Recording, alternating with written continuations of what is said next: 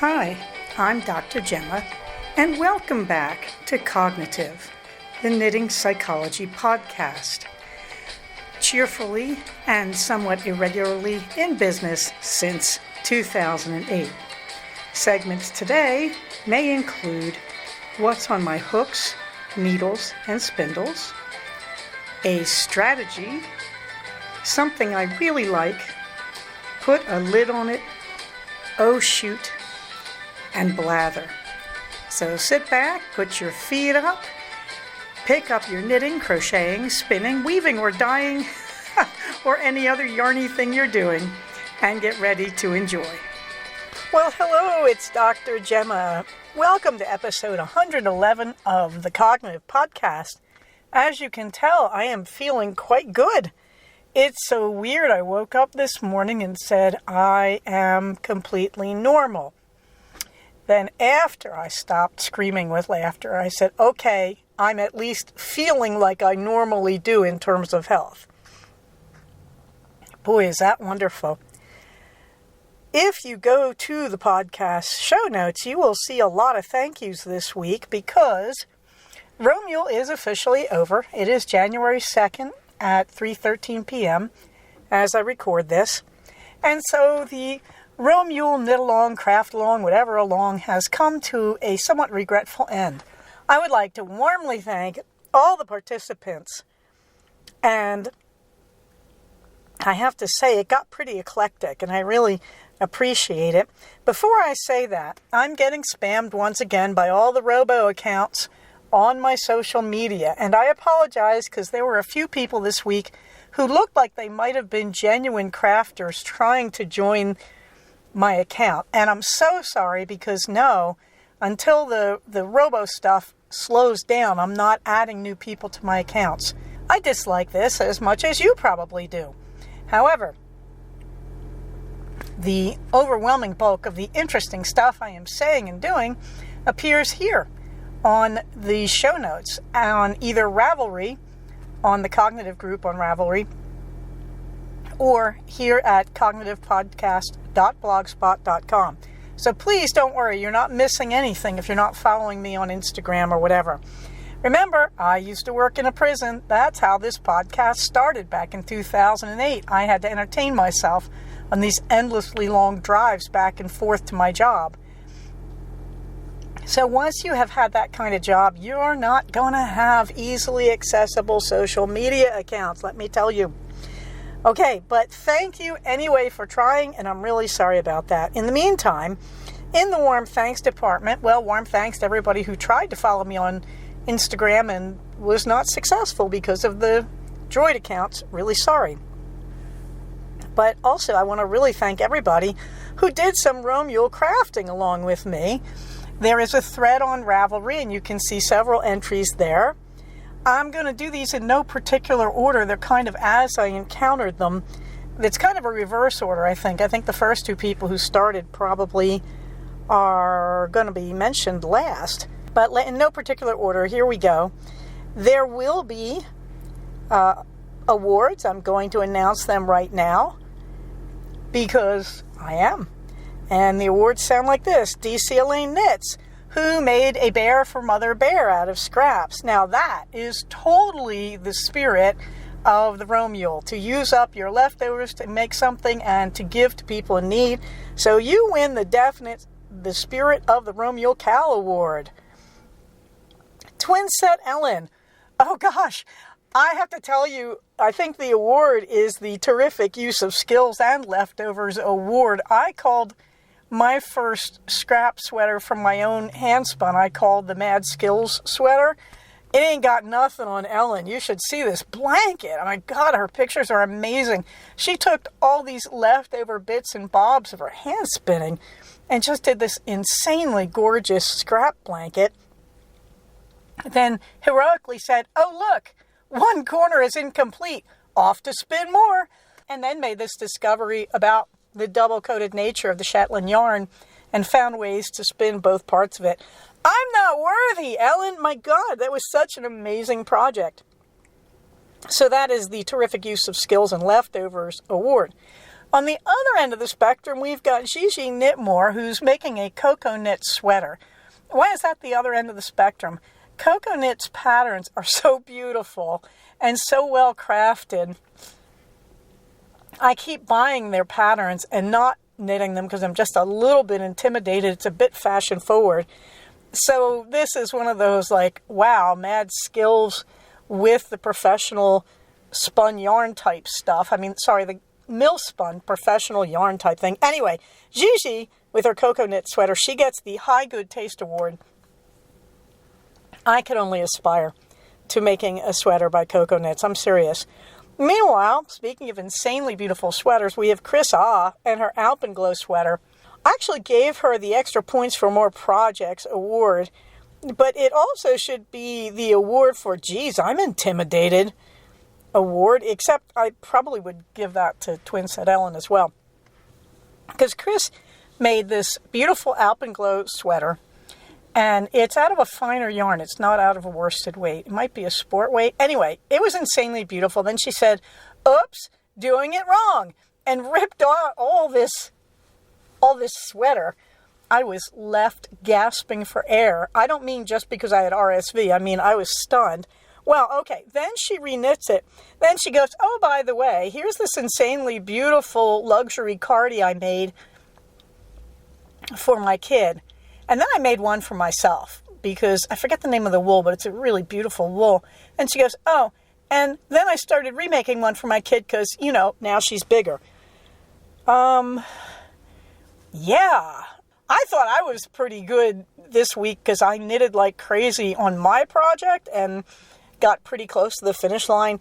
Obviously, Chris apparently knits so quickly her needles must smoke. So she certainly gets the extra points for wildly more projects than I ever would have had the guts to do award.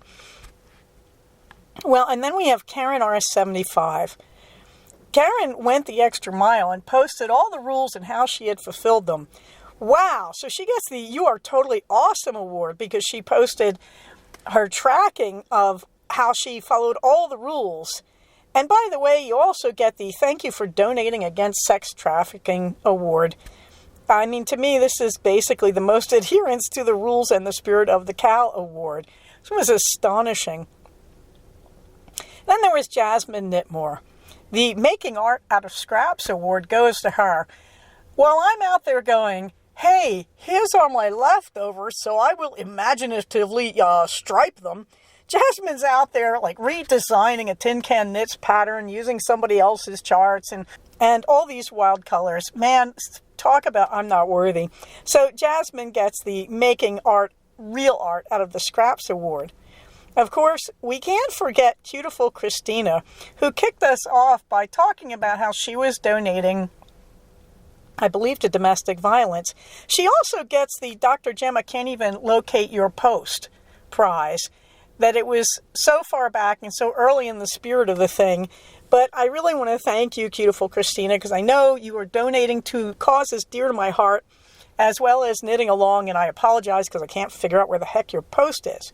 Meanwhile, we have Tiny Shiny Things, who squeaked in under the wire, which is to say she probably posted this in a reasonable amount of time, but I just found it this morning, squeaked in under the wire. She was not feeling well, and yet she did neck warmers for her loved one. So that is Neck Warmers in the Face of Great Odds award. Wonderfully done. We also have Sustainable Living. Sustainable Living gets the Hearty Effort Prize because she just said, well, I don't know about what I'm knitting, but I'm going to donate to some really good causes. Well done, Sustainable Living. I want to say she did domestic violence. But you know what? This is a no-lose because even if I'm getting it wrong, I know she did the donations. Finally, there is Chris H., who popped up in my feed. And I know I'm supposed to thank her. And I think I'm just going to thank her for the overall moral support. That's the Overall Moral Support Award because she always does that. She always kind of shows up and donates to the cost of running the podcast.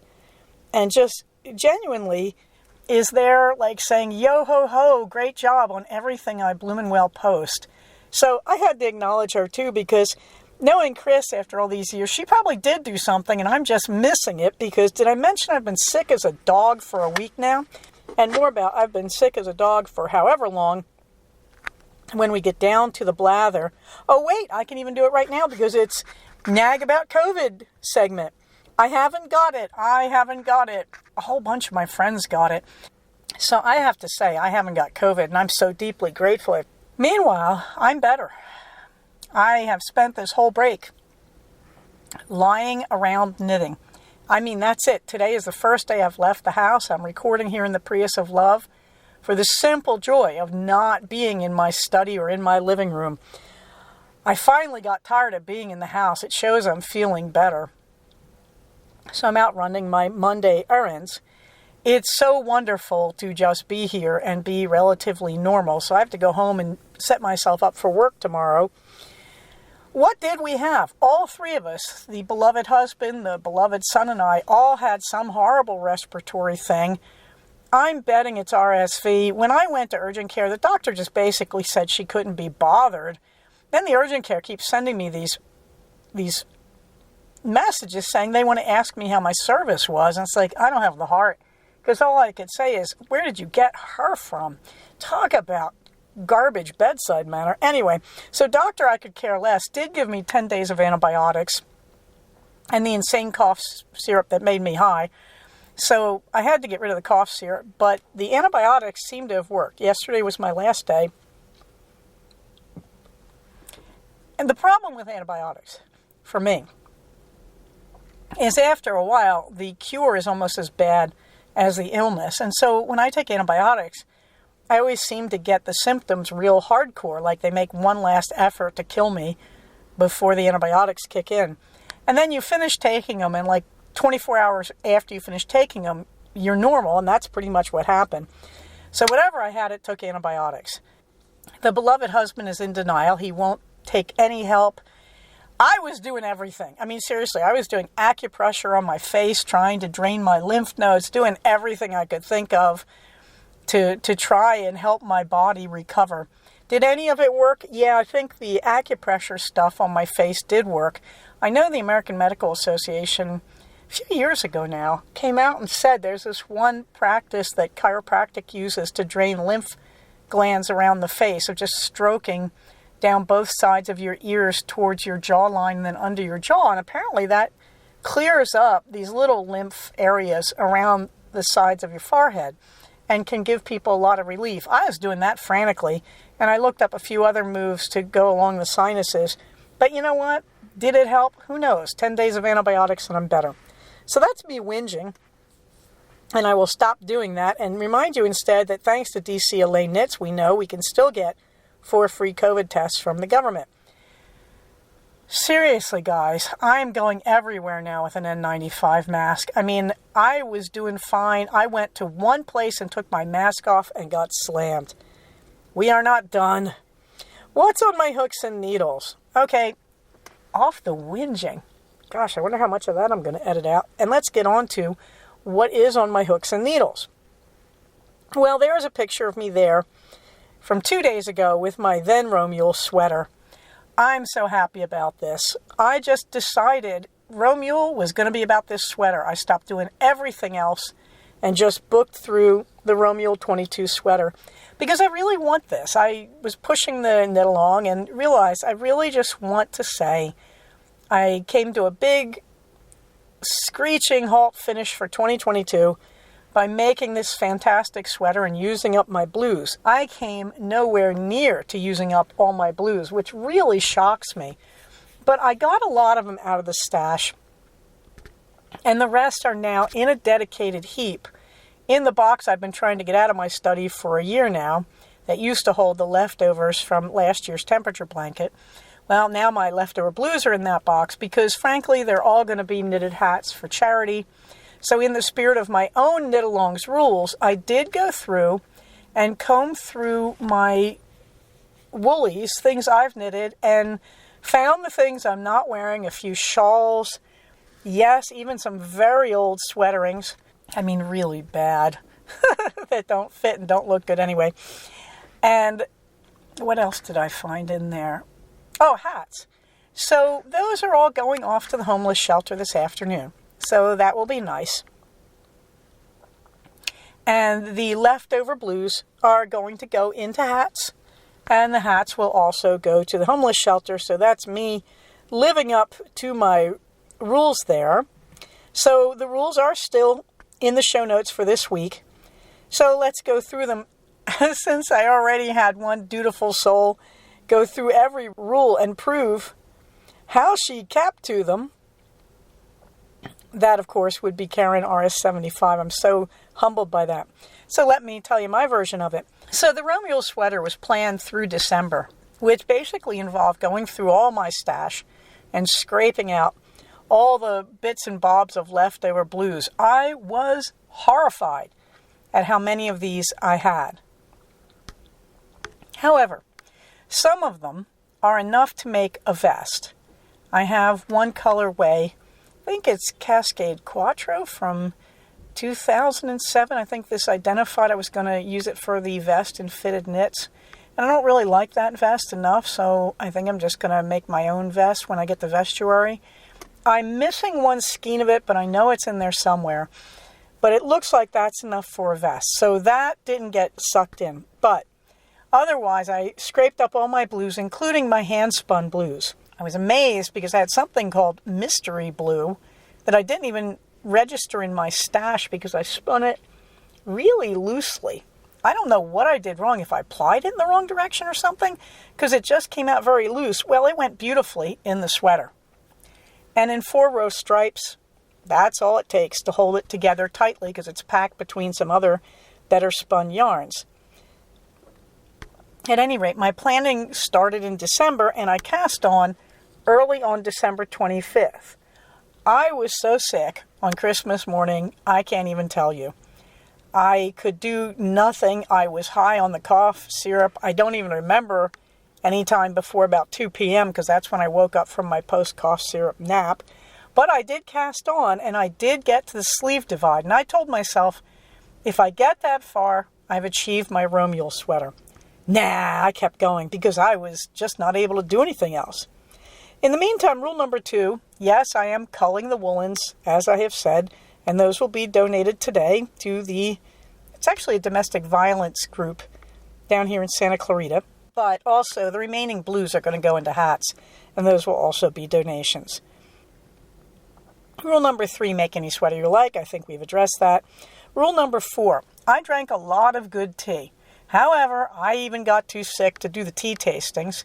And lately I've been cut off from my Instagram feed for that Gemma Taste Tea, which is annoying the heck out of me. For some reason I can't make it work.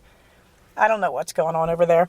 It's a shame because all that account is an attempt to show all the stuff I've already tasted so I don't do repeats. So now I'll have to pick through my account, my regular Instagram account, but hey. But anyway, it was drink good tea and eat good food. You will see some of the good food in 2 weeks ago show note in 109. I think I put up the Christmas feast that the Beloved made, but also I'll get back to some good food later when I get to put a lid on it. Rule number 5, finish your sweater early in the new year. We are well on track. I'm hoping today to get to the ribbing on the body. That I've been knitting stretches of 16 rows, first on the body, then on the arms, making sure that the stripes match as much as they're going to, considering that I'm running out of some of the yarns and substituting others in, and it looks great. It's been working really well. The game plan is to get to the ribbing and go to the same blue that I have at the neck. I have a lot of that. I've got like 2 skeins of that rolled up and ready to go.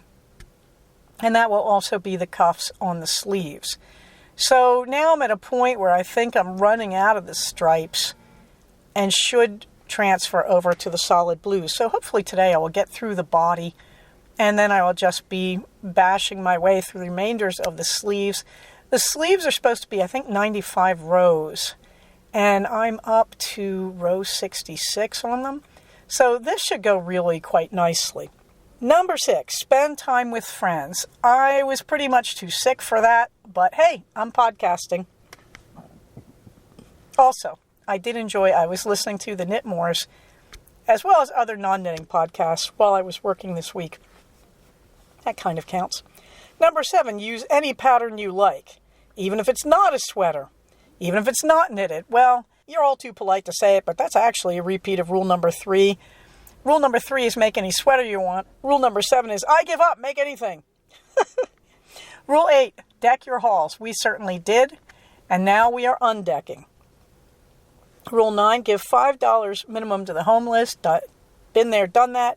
And rule number 10, one last time. Fa la la la la la la la la. I am going home right now. Fa la la la la la la la la.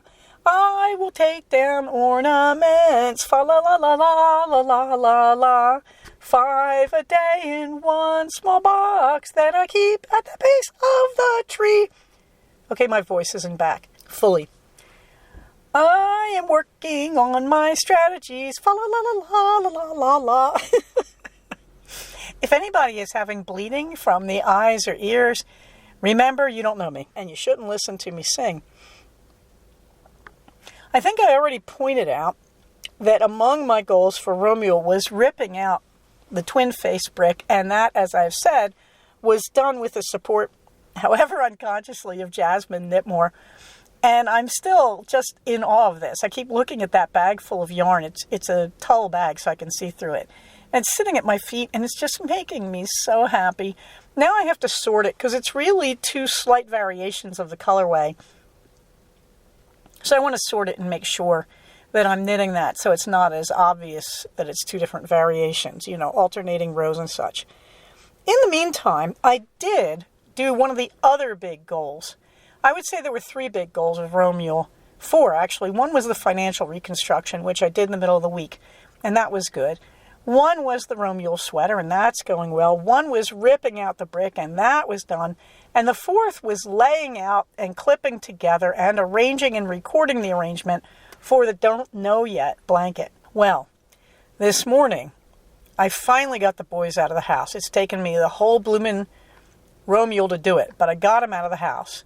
And I laid out the squares, all 361 of them, for the Don't Know Yet blanket. Now, because of the high number of oranges and the total lack of proportions between the amounts I had, I wanted to make this a little abstract. The design was a sun coming in from the left side and shedding light. And I really wanted it to be rising, so I didn't want it just to be like a burst of sunlight. So I created a baseline that was supposed to be sort of a grassy meadow or a swampy, whatever, and then had the sun rising, and so all the rays are pointing upward and over from it.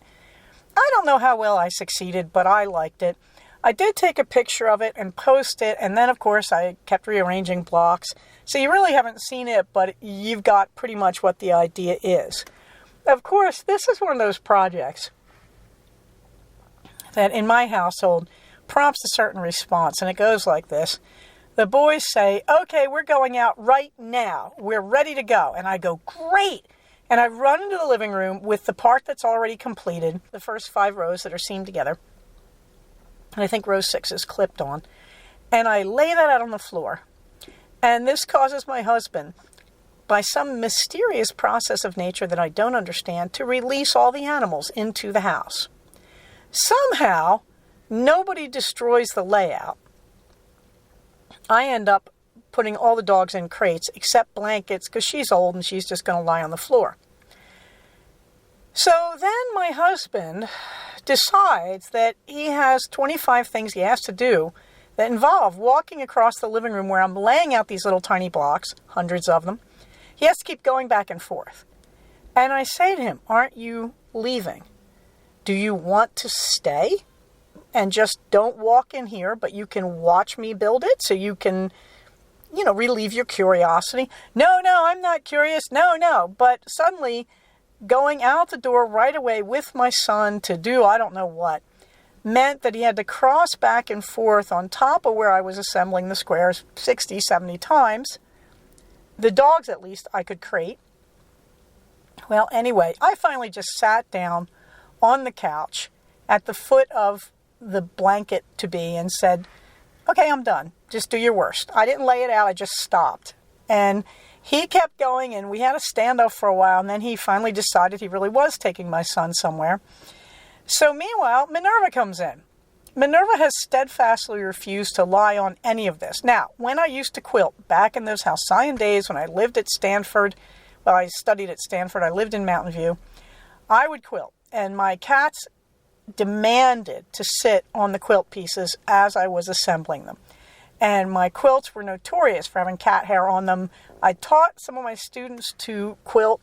This was a running joke that the cats, if you came to my place, would bless your quilt, which is our way of saying the cats sit on them, you can't get them off, you might as well put a positive spin on it. Minerva has blatantly refused to do this. Not today. I get the boys out, Minerva sits her butt in the middle of where I'm working on squares.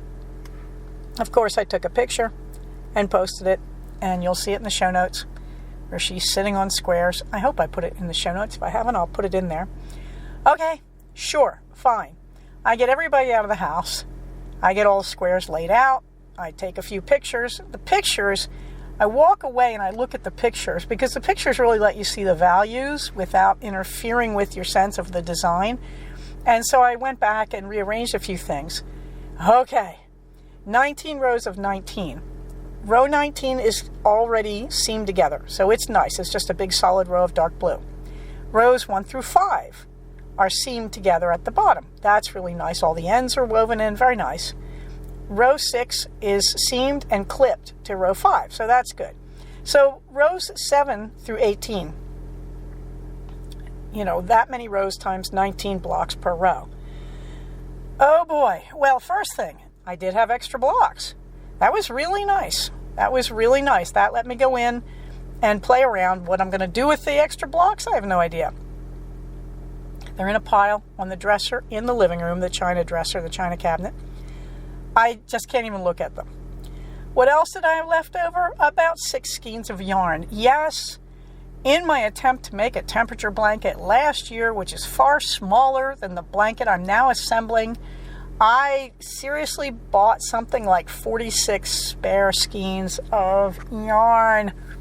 I don't know what I'm going to do with the extras, but you know what? I'm not worrying about it because the goal now is to get through the don't know yet, and it's 361 squares. Since I only have a queen size bed, here's what I'm not doing, making it a king size blanket.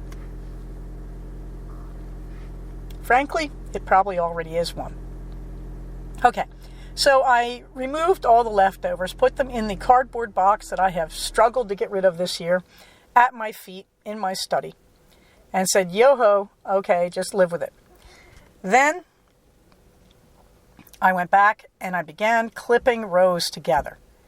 Now, what I did was I started at row 18 and I just clipped. Remember, I bought the 150 little safety pin type plastic clips that I got from Amazon for like $7. I thought, mwahaha, who needs more than 150? Me. Yes, me. I needed more than 150. But I started with row 18. I clipped with just one clip per seam the row together by blocks. And then I separated the row from the rest and took a picture of it and wrote 19 on the picture so I can identify the individual rows. Okay, so we got down to a place where I had 6 rows and I was out of clips. So you know what I did? I took pictures of them as individual rows, and then I stacked them, and then I looked for project bags.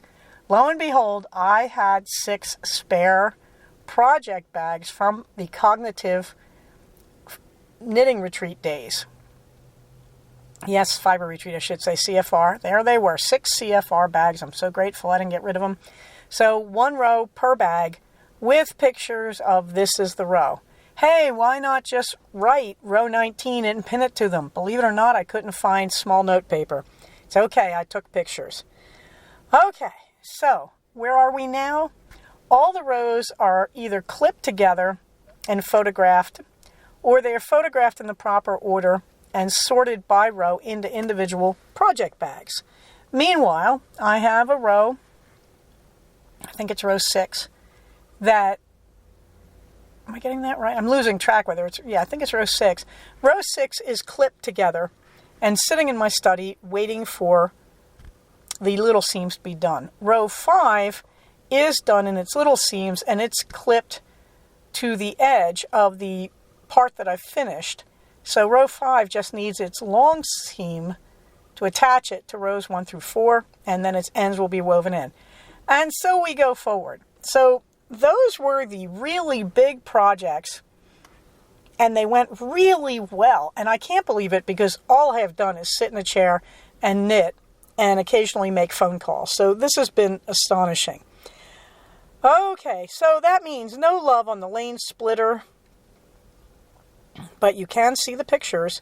Oh no, I do not have a picture of Minerva sitting on the beginnings of the blanket, so I will have to put that in there too. But you can see pictures of all the blocks in their impressionist arrangement. It's not quite perfect because I did change it a little bit. You can see row 14 as it's clipped together and separated from the other rows that are waiting to be clipped. No love on the Pennsylvania Dutch embroidery. No love on the wrapped in tiny chains. No love on the Lady Eleanor. You know what did happen though? I sat around and fantasized about each project. Seriously, where I said, when I am done with the Romeo sweater, so help me, I am going to sit with the wrapped in tiny chains and I'm going to wail on that puppy until it is finished. And then I'm going to do that with my other projects. We'll see. Wow, that was a really long on the needle section, wasn't it? So I can just tell you that my favorite resources are listed. That list keeps growing. I didn't mean it to, but it is. And in spinning, I am still trying to do a fuzzball of Minerva a day. However, she has not been giving me enough fur because it's cold out. So she's not shedding a lot. She's growing a lot. But we are working on that. I have not yet unboxed the new Nano that did come. This was a Kickstarter a long time ago. I want to say, I don't even know if it was back in February or if it was in 2021. It was a ways back. All right, let's get to the strategy.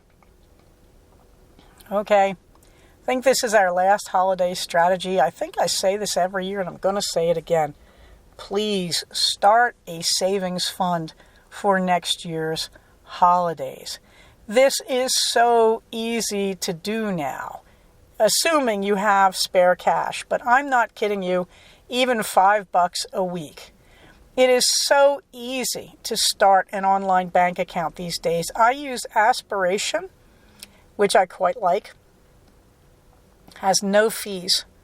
They'll ask you, do you want to pay us a fee? And you can say no, and they don't charge you.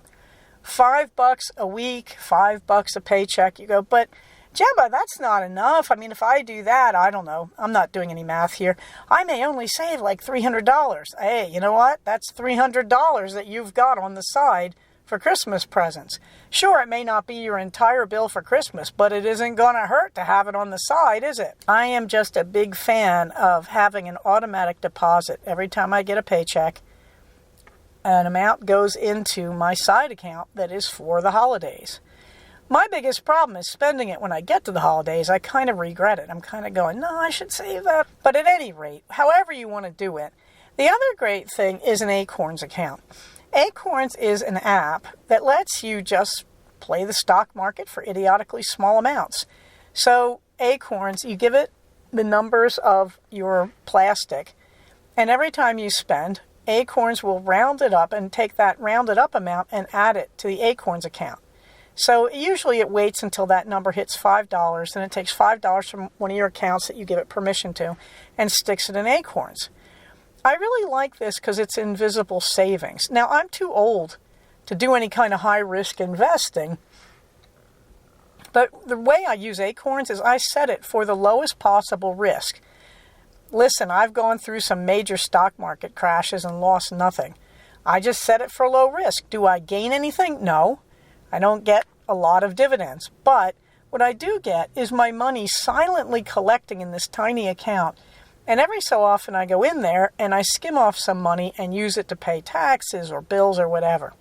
So I really would recommend you do some sort of passive savings where you just set up a small side account and you direct your major bank to contribute to it in very small amounts routinely. And that's how you get your own little Christmas club going so that you're funded for next year's holidays. Will it be enough? I don't know, but it's a start. And you can at least plan from that starting point where you want to go with it. But this is the time. And I know we're all sort of overwhelmed with bills from Christmas, and many of us spent more than we should have, blah, blah, blah. That's all true. You may notice one of my Rome Yule goals was financial restructuring. I do that every year at this time. I sit down, I look at what I owe, I figure out how I want to pay it, I make a plan, and part of that plan is the routine donation to one of my side savings account of cash to help me out through the year. And one of those is the Christmas account. Okay, fluffy books. I'm still in the Beatrice Hyde Clare series. I did listen to Amazon read them to me. I didn't buy the Audible versions. I just let Amazon read it. Turns out Amazon's reader is pretty good. So I'm in the middle of that. I'm very much towards the end. I think there's 10 books and an 11th is due in early January. And I think I'm on book 9. I still am carrying the free textbook for cultural anthropology because I'd like to read that. I'm still carrying Introduction to American Deaf Culture because that was one of my goals to finish over the holidays, and I didn't, but I'm pretty close. Let's roll along to something I really like: keto, pumpkin, spice, earthquake, cake. Now, I have featured this before, but I did photograph my handwritten notes, and there's 2 photos there of the recipe. So you can, if I were you, frankly, I would press on each photograph and copy it to your computer so you can read it in larger format at your leisure. This is a ridiculously easy cake, but I did not understand its logic the first few times I made it, resulting in my boys hating it. So first off, this is an earthquake cake. What does that mean? It means you take a dry cake and you crack it, and in the cracks, you fill them up like lava with the frosting, and you cook it that way. It won't hurt the frosting. Just trust me on this. So you're going to have 2 separate mixing bowls. One is all the dry ingredients and some eggs and a little bit of butter, and that's the batter. So it's going to look low in the pan. It's not going to look like you've got enough batter because the cake counts the frosting as part of the batter. Okay. So you do all that, and one of those ingredients was a can of pumpkin. I used Trader Joe's organic pumpkin. I think it's 2/3 of a cup, which is about the typical can you can buy. I like this recipe, by the way, because it's hard to get pumpkin in a can for most of the year. So I try to buy up a lot at this time of year and then stow them away and use them for things like this. I also happen to like pumpkin cheesecake type pudding. Anyway, in a second bowl, you're going to actually make a buttercream frosting. Now, if you're me and you're keto, that's a lot of swerve and a lot of butter and a brick of cream cheese. And you're just going to mix that. I use my KitchenAid stand mixer for this. And I just mix that up hard. And then you throw in, I believe, some confectioner's sugar as well. I mean, it's just buttercream frosting. For people who aren't using swerve, if you're using regular sugar, you're making a buttercream frosting. You should know how to do this, right? Butter, cream cheese, a lot of sugar. Okay. Then you dollop that onto the top of the batter, which you've already put in your greased pan. You dollop it on the top, and you sort of drag it around with a knife. Now, this batter comes out very thick, so dragging it around didn't work really well for me. But you get these big lumps, and basically what happens as the baking goes on, the harder, drier cake stuff cracks a little bit, and the batter slips down into it. And then, of course, because this is mine, you take keto chocolate chips and just throw them all over the top. It says a half cup. Ha ha ha, sure. I just use a lot.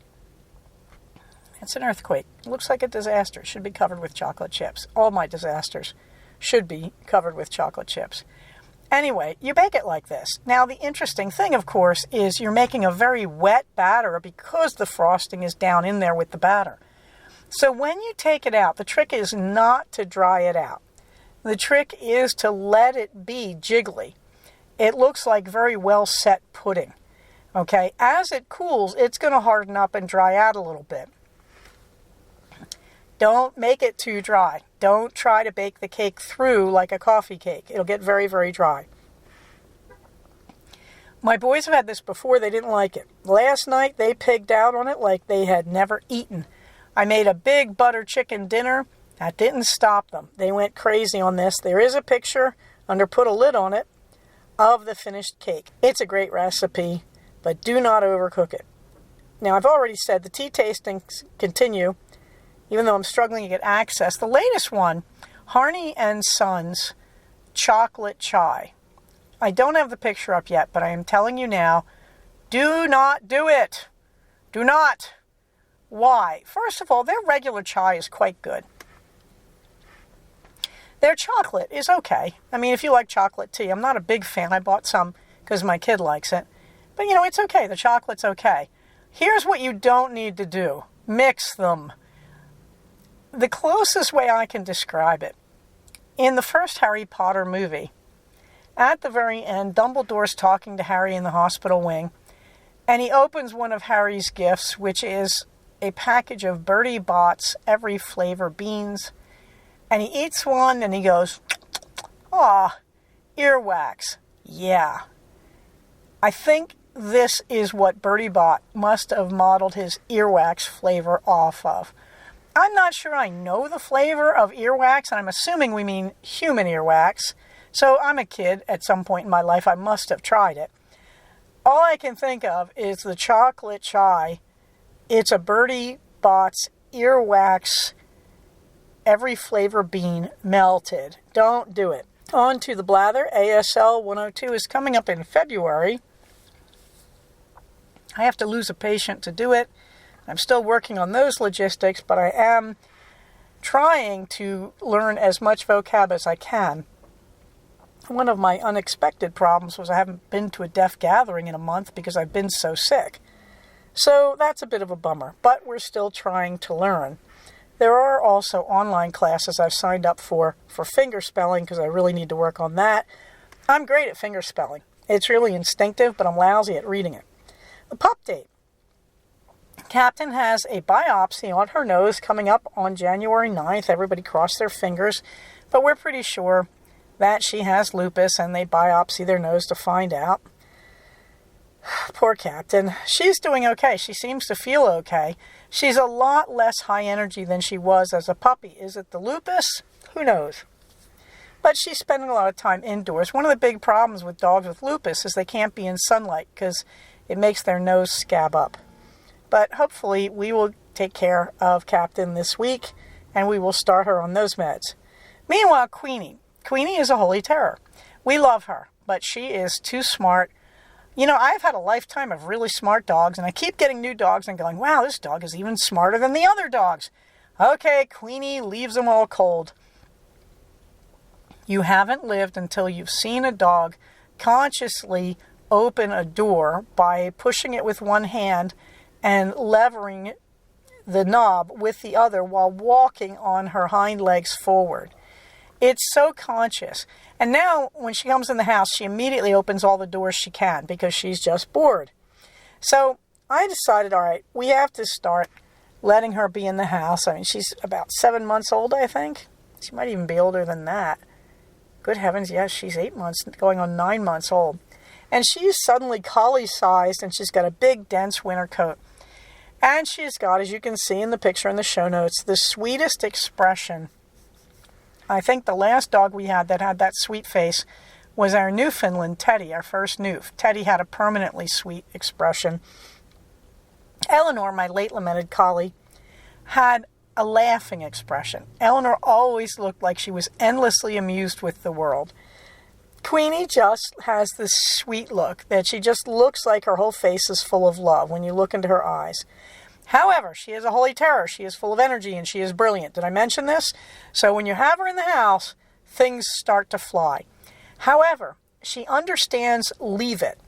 And she's one of these super dogs. You say leave it once and she remembers. You'll see her run up to something and you'll see the gears go around in her head and she'll stop and she'll back away like, wait, I was told to leave that. So my yarn seems pretty safe. However, the sweater rack in the bedroom with all those nice yarny sweaters drying wasn't, because I hadn't told her to leave that. In other words, you have to tell her everything one by one. But she didn't hurt the sweaters. She just kind of dragged them around a little bit. There were no serious tooth marks on them. Okay, so I decided Queenie should be in the kitchen while I'm cooking, because most of the dogs love that. And you can see a picture of Queenie lying at my skirted feet, staring at me sweetly. And she's actually saying, what are we supposed to be doing here? And then there's a picture of her searching, because she decided that I kept running to the counters and doing things on the counters. So Queenie figured that that means that I'd lost something on the counters. So Queenie frantically searched all the counters for me constantly. When I did dishes, she got up on her hind legs and put her forelegs over the lip of the sink to observe. Yeah, the Hubs date. We were sitting in the car the other night on the way to our routine Mexican dinner because we decided we could. He looked at me and he said, "Do you realize I had the first eye surgery early last January?" And I said, "Yes, painfully, yes, I realize it." And he said, "We have been obsessing over my eyes for an entire calendar year." And I said, "Yes, and that explains why we're still obsessing, because we both have post-traumatic stress from it." The eyes are fine. He still takes drops. Right now, we're just trying to get him over the respiratory thing. He's too stubborn to go to an urgent care and get antibiotics. Okie dokie. The beloved son seems over it. He's just bouncing around. He starts school tomorrow. So I think, even though we're supposed to make salmon for dinner, I think we're all going out to the Mexican place and then having keto spice cake and hot tea for dessert. On the calendar, we are still on for the Grand Canyon, June 5th through 9th. I am tentatively on for Sunnybank, August 17th through 21st of 2023. And Minerva gets the last word. Well, you can see her raising hell. Okay, that's the last phrase, I grant you. But I have been home all week, and this has puzzled her enormously. And so now she has really worked on improving our communications. As such, when she stares at my lap meaningfully, I am instructed to put everything down and let her sit in my lap. Bonus points if I brush her with her pink brush. This has now extended to the bedroom. When I did not brush her in the middle of the night last night, she got up on the nightstand and knocked over water. So at 4 a.m, I was mopping up water off my carpet. Thank you. You can see her there. She is studying the very recorder that I'm holding in my left hand recording this. She is about to knock it off the tub. You can also see her photobombing me as I show off my latest version of the Romuald sweater. By the way, if you'll notice in that sweater, there's a bright green sweater behind it. That is the 2021 Romuald. And I'm modeling what is about to be the 2022 Romuald. So I have 2 Romuald sweaters in that picture if you're collecting. And you can see a lot of the differences there. That in the older sweater that I'm wearing over my homemade skirt, you can see that I knitted in large blocks of color. Whereas this year's Romuald is in narrow stripes. Like I said, I'm so over weaving in ends, I just don't care anymore. So the narrow stripes, who cares? There's a million ends. I knitted them in. I've woven some in, but I'm not keeping up with it and I'm not worrying about it. I'm just getting through the yarn because I need the space in my stash. Okay, so the last word as far as Minerva is concerned is if the humans infest your house for 10 straight days, it is your feline duty to just raise heck in your house. Knock things over, spill water, demand laps, do what you have to do, but do not let the humans take over your home. Oh, by the way, there's one more thing. We got my car fixed. So the jerk who backed into me and put a big hole in just above my fender or my trunk, it looks like he had a towing connector and he just rammed me with it and then left without taking any responsibility. Okay, thank you, insurance. So that's the other major project we got done. That's one of the reasons it was easy to stay home this week. I had no car until the 30th. So there we go. So Minerva's last word is go raise heck if the humans infest your house, and that will make them repair their car. All right, everybody, you know the drill. Get your shots, wear your mask, wash your hands, socially distance. Sadly, we're not away from the cold, flu, and COVID season, so I am living proof that, yeah, here in LA County, man, we still need the masks. And my friend in Maui says, yep, she thinks they need them in Hawaii too. Okie dokie. Please remember we are a community, and as such, we take care of each other. When we all take care of each other, that actually is the most effective way to take care of ourselves and to exercise our personal freedoms. It's not about individuality. No culture has ever thrived on individuality. Cultures survive, as Sigmund Freud points out years ago in Civilization and Its Discontents, because in a culture we all compromise what we want to do in favor of what keeps the group alive. Okay, so on that note, please, everybody, please stay safe, and please, please, please take care of each other, and I'll talk to you soon. Bye-bye. So we have come to the end of another episode of Cognitive. Please do not use this podcast to diagnose yourself. If you think you are having a mental health problem, please contact a licensed mental health professional. Show notes for these episodes can be found at cognitivepodcast, all one word, .blogspot.com. Episodes can be found at iTunes under the name Cognitive Podcast, but also can be found posted next to the show notes on the Blogspot page. Thank you so much for listening. Everybody, stay safe, take care of each other, and I'll talk to you soon. Bye-bye.